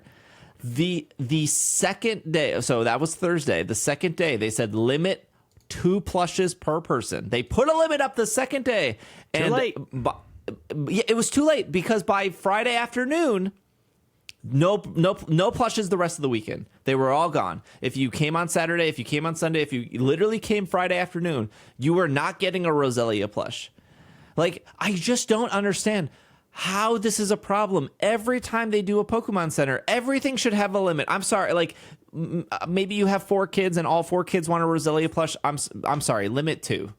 Like, give your kids a $20 bill and have them go in and have them pick up a Roselia. Like it sucks for somebody to like drive all that way or buy a spectator pass and then stay in the line for 3 hours. All they wanted is a playmat. Buddy, the playmats were sold within 10. They were gone. They were gone within 10 minutes of this door opening. Mm-hmm. Like, I didn't even get like. I got it on Thursday. Yes. I didn't even get to go into the Pokemon Center until Saturday at like 7:45, 15 minutes before they were closing. It was just like, I just didn't want to wait 3 hours in a line. There's other stuff to do. Everything else was great. There were side events. There was enough seating to watch. They put up like a cool like beach area where you could take photos and see like the beach gear and the camping gear. You could play Pokemon Snap. They had a lot of photo opportunities. They had people handing out free stuff in Pokemon Go. They increased the amount of like gyms and Pokestops. There was like special research for Pansage and Panpour and Pansear. Like, there was so much to do, and it just sucks that like some people's experience was I was 3 hours in a line for $20 socks because that's all they had left was $20 socks. The venue stunning, by the way, gorgeous venue, very clean, area around felt safe. There were so many restaurants, hotel. I understand why they moved from Indianapolis to Ohio. The hotel access, just so many more hotels, so many connected to the convention center, so many restaurants in that area. I don't know why any event is downtown Indianapolis anymore. Like, what restaurants are down there? Dick's, where they make fun of you for putting on a hat, like a Steak and Shake that like has their windows broken into, and like a Noodles and Company. That's your restaurant options in downtown Indianapolis. Greg, report back next month. No, it's bad. It's bad. It is going to be bad. It will remain bad. Like, the only thing that they are doing, the only thing is that they, pre-COVID, had convinced them to build 3 new hotels to solve the hotel crisis. Then COVID hit, and we have no idea what's happening. Also, Indiana keeps sliding further and further down the places that anybody civilized should visit. You know, and it's like, why are you... The only reason why you're still here is because Gen Con rules that city council with an iron fist and can make changes. But when there's no money because nobody else wants to go to Indianapolis, like, the amount that they can work with is limited. And it is true. You can go into... You have to walk a couple blocks away before you get to the shopping mall, and then it has, like, your standard shopping mall restaurants. There's a P.F. Chang's, there's a Weber Grill, there's a Hard Rock Cafe somewhere down there. There's a Hard Rock Cafe, there's a Panera Bread, but also you can't park because they have no parking that's not paid, and because it's Gen Con, it's full anyways because there's no parking. And no matter where you go, the things within walking distance are devastated. You will walk in there and think a world war just happened in here. And the staff looks like one more thing is going to push them over the edge. Like, one more moment of these inconsiderate people is just, that is going to be it. And they're all going to walk off. Yeah, it's bizarre how how little that city actually cares about usability, which also speaks to the fact that until there's a convention there, nobody uses that city. Yeah, I can't speak for the rest of Ohio. I loved my time in Columbus. I was very impressed by that city. The cleanliness, the hotels, the restaurant options, the store options. Like, I wish my flight wasn't delayed like a whole day, because I wish I did just have one non-Pokemon day in that city. Like, there were so many unique restaurants within easy walking distance that I had, like, I couldn't go to all of them. And everyone I went to had banger food. Holy cow, the food in Columbus, so good. It was, and I hate food. I don't like, I drink liquid food. But when I'm saying I was impressed by the food in Indianapolis, and for the record, I understand that Gen Con is a much bigger event than Pokemon. I totally understand that. But, like, that doesn't change Indianapolis as a city. Like, no. You don't have a lot of food options. Like, do you want to go to Noodles? Because that is probably on your list of things to do, because otherwise you're going to wait like 3 hours at a food truck. Like, sometimes you just want something fast and easy, and unfortunately your one option is Noodles and Company. Like, that's all you got. So yeah, I guess Pokemon, fix your Pokemon Center situation. Add Unite side games. There was no Unite side games, unfortunately. Apparently, somebody, one of the staff members talked about they were scared to do Unite because they wanted LAN options for Unite side games, but they were scared that it was going to steal too much internet from the main games and cause something. That's fair. But they are looking into Unite side games in the future, which they had a lot of. They had a lot of TCG side games. They had a lot of VGC side games. The prize wall was great. I mean, ultimately, a side game is you spend $5 to get into it. If you win, you get a bunch of points. If you lose, you still get some points. You take all your points into the prize wall. You can bet skateboard, plushes, TCG cards. Like, that whole system they have has slowly gotten better over the years. I mean, back in the day when I used to do TCG, your side games were only TCG, and your only prizes were TCG booster packs. And at that point, it was like, I'll just buy the booster packs. But Very impressed with the event. It was really, really great. I think I could probably safely say that NAIC is worth traveling to. I think a regionals is not worth getting on a plane for, but if you are in that city or if it's like a 2-hour drive, it's worth going to. But I don't think a regionals is worth like a weekend trip for, unless obviously if you're competing. Regionals are worth more if you are either competing, obviously, or if you know other people who are going to be there. It's kind of a less fun experience if you're just going there by yourself. Yeah. NAIC, I think, I don't think it would maybe take all weekend unless you're really into side events. But I think, I take that. I think you get a whole weekend out of it, honestly. But like that is assuming that you want to do a little. They had a play lab there as well. So if you wanted to like learn the TCG, you literally waited. Like the play lab line was much shorter than the Pokemon Center line. You wait in line for like 30 minutes. They give you like a free deck. It's not like a full deck. It's like a 40 card deck. And then they teach you how to play the TCG, which is like a really great experience as well. I will say though, like,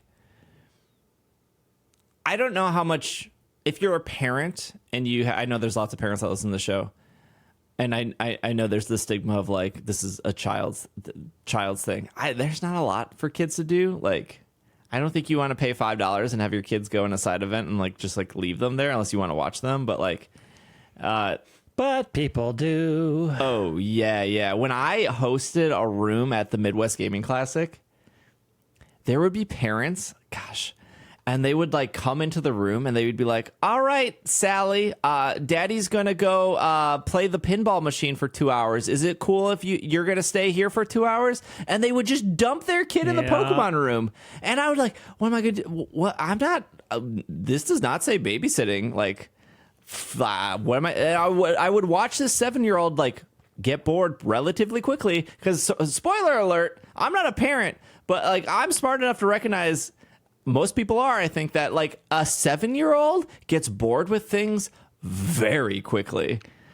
And I would watch these kids just leave the room and just I don't know where they went. Yeah. Also not my job to babysit. Like, I don't know. Who knows where they went? It's a whole convention. When I worked at a comic book store, the wildest thing would happen in the summers is parents would drive up, drop their kids off because they had to go to work, and send them into our store. And those kids would last 20 minutes before I kicked them out because they were destroying things. And then we would just see them playing in the parking lot. I'm like, we are not taking care of your child. I don't care what happens to your child. Your child was actively ruining my store. They're out. I don't know what your plan is, and I hope they're around when you return at whatever you're coming back, because I don't care once they're out of my store. Goodbye. There aren't a lot of safe places to be as a kid. Especially That's another. now. Yeah. I don't know. Yeah, I mean, like I felt bad. Yeah. But like when you're hosting, yeah, I mean, it's not your job. Right. Yeah. When right. you're hosting a room all weekend, like. Also, I'm not taking the liability of your child. Yeah. I'm not saying that these necessarily are safe places. I'm just knowing. Yeah. As a kid who grew up, like there are people my parents' age who were able to go to malls and go hang out in arcades and have safe places to go as a kid. They were not safe. Yeah, but They were not. They were. you didn't not get in trouble for safe. being in a place? Yes, we did. Okay. No, they were not. They were not safe. Okay. And they got as tired of us as I did. I got kicked out of so many arcades. They're like, "You're done." Also, you're done. You're out of money. Get out. And I don't know. I'm part of the generation that grew up on the internet because we got kicked out of malls all the time because we would just roam. We would just roam malls as packs of teens because we had nothing else to do, and then security would come around and say, "Get out, get out, you are done." And then we would do what every kid did: wander the parking lots because our parents literally pushed us outside and said, Figure it out. I'll see you at 5.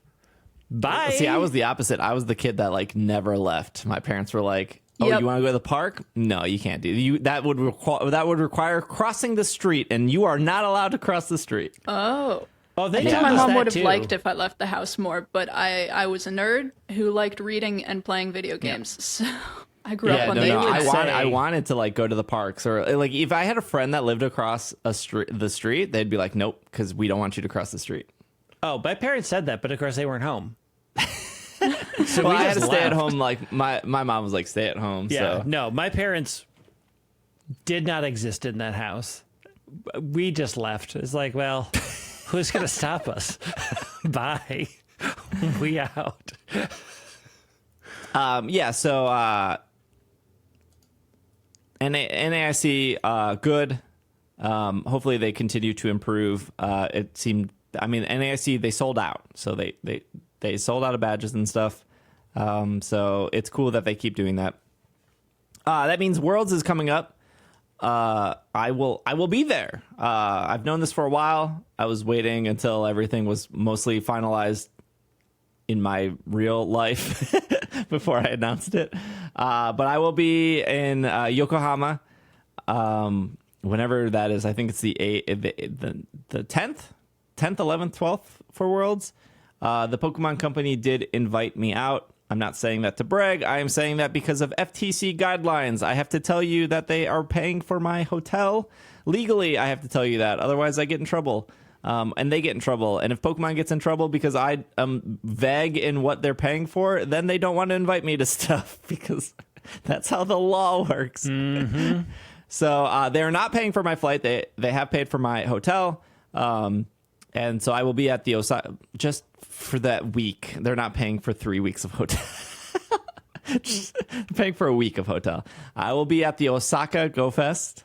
Niantic is paying for my $20 ticket to that, for the record. So I will be at Osaka Go Fest. I will be at Worlds, and then I'm staying an extra week on my own dime to live stream. So shout out to everyone in Australia and Europe. They will be easy to watch. If you're in the US and you're a night owl, then you have something to watch. Because Japan is 13 hours ahead, I think. So if I start at 10 in the morning, that's like midnight for America. But yeah, I will be at Worlds. So if you're there, cool. Now all of you guys know why I won't be at New York Go Fest. I'll be at Go Fest. But Hannah will be there with a cardboard cutout of me.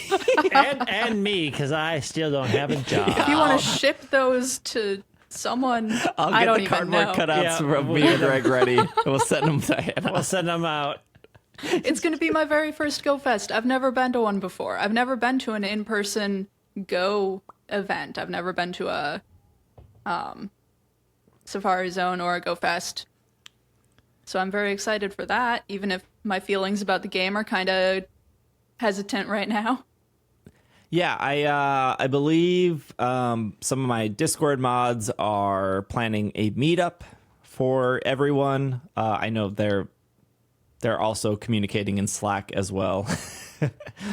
As we get closer to New York Go Fest, I will make sure everyone in our community, whether that's Twitch, Slack, Discord, if you are going to Worlds, there will be a meetup. Also, a huge shout out to everyone I met at NAIC. Super nice, super great. Everyone was fantastic. It was cool to see people from our communities like meet each other for the first time and like become friends and hang out with each other. Extra huge shout out to Dream. She was like making sure that people met each other and like this was everyone's name and like this is what we're doing if you want to hang along. Just absolutely fantastic. Like the people who listen to the show or watch her stuff are just fantastic people, and that's why I tried tooth and nail to leave Japan slightly early to make it to New York Go Fest, but it was very hard to. My ticket change was $1,000. And is it like, do I want to spend $1,000 to leave Japan early to then get another flight to New York out of New York? And then do I want to save $1,000 and just be in Japan for like 3 extra days? So I tried. Yeah, I had the choice. I was choosing between either going to Worlds or going to Go Fest this year, and I decided I really want to meet people in this community. I've never been to a Go Fest before. This seems like it'll be fun. We'll keep you updated on that meetup at Go Fest in New York. There will be a lot of people that listen to the show that will be there. If you are in Japan, I will be there, so don't feel free to say hi. The podcast will still happen every Monday. Greg will be missing for a couple episodes because they're going to Indianapolis for Gen Con. Just one episode. Yeah, I think Greg misses one episode. Yeah, I will be gone the first week of August. We might record an episode early, so it might not be a news episode. It might just be like a question, like a Q&A episode where we just go through questions. I will bring my recording equipment, so if something crazy happens, I can record / continue the podcast / live stream like an announcement if that's happening. So everything will be covered content wise. The only thing different is you guys can watch me walk around Japan and hopefully not get banned for walking into the wrong store, because Japan has they're very open with stuff. Anime statues and books, and very easy to find there. I'll need a scouter. I'll let somebody go ahead of me. Maybe scout out the area. We good? All right. Hey, like the Pokemon Forum stuff launched. There's a lot to talk about there. We'll save that till next week. It'll be worth it. It may not be here next week. It may have died an early death, judging by how it's going already, and the fact that I'm pretty sure they decided, what are moderators on a modern internet? Those kids will be fine. It's not fine. It's not fine. We'll see if it lasts next week. If it doesn't, we are actively archiving the good stuff, and I am so excited to talk about it. Thank you for listening, though. Thank you, Hannah. Thank you, Greg. We'll just wrap up. Are we all on Threads? Is that? Oh, I'm threading. I am super threading. All I do is thread all day long. So we're so the things that pop up on the YouTube that says our handles, they're the same for Threads, right? My Threads is different. Yours is different. Okay, I will whatever's been down here the entire time, that will be just Threads at this point. Yep. Okay, we're all in agreement there. Because all right. The social internet is dying ? That's why we have the Pokemon forums. Yep, we're going back. We're coming back. We're going to do Pokemon forums, blog posts. It's all 1990s. I'm excited for the updated GeoCities so I can make my pink swirling opening banner for everybody to love. Bring back the good old days. Around the corner, I would imagine. AOL chat room, here I come. Remember, kids, ASL. ASL. Oh my gosh, yeah. All right. I might be too young for that one. Nope, that hits my age properly. Yep, I remember that. All right, well, we'll see you guys next week. This has been another episode of the Pokemon Podcast, and we are super effective. Super navigating the dying social internet effective.